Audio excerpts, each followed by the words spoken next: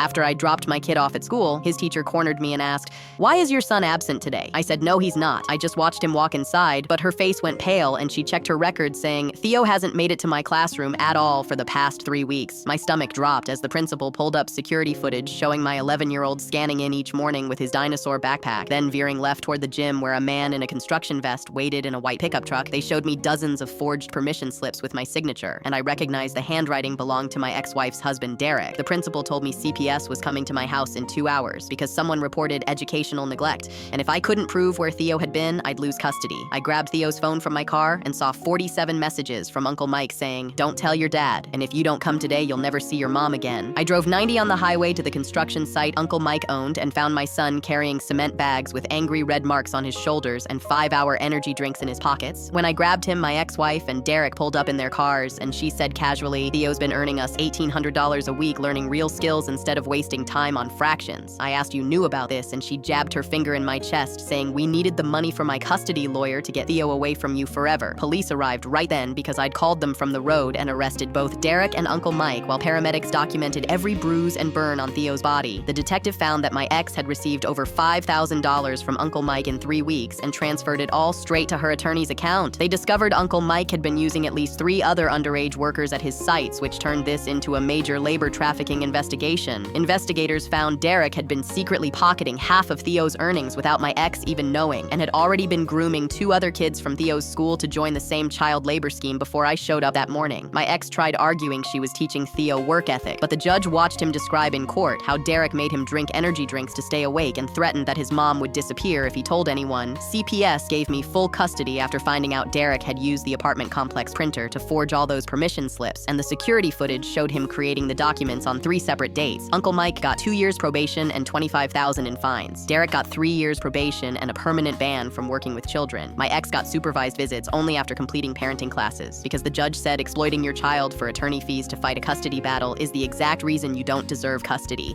Derek's lawyer desperately tried claiming he was just helping family, but prosecutors showed the judge text messages where he called Theo a little money machine and bragged to friends about his profitable side hustle using desperate moms and their kids. The most twisted part came out during sentencing when investigators revealed Derek had been planning to expand the operation into a full recruitment network targeting single moms in financial trouble across 3 school districts. The school installed fingerprint scanners and emergency exit alarms because of what happened. Theo still has nightmares about cement bags, but last week he asked if we could go to the Natural History Museum, and I realized the scared kid who got picked up every morning in that white truck was finally starting to feel safe again. After I dropped my kid off at school, his teacher asked why he was absent, and that question saved his life.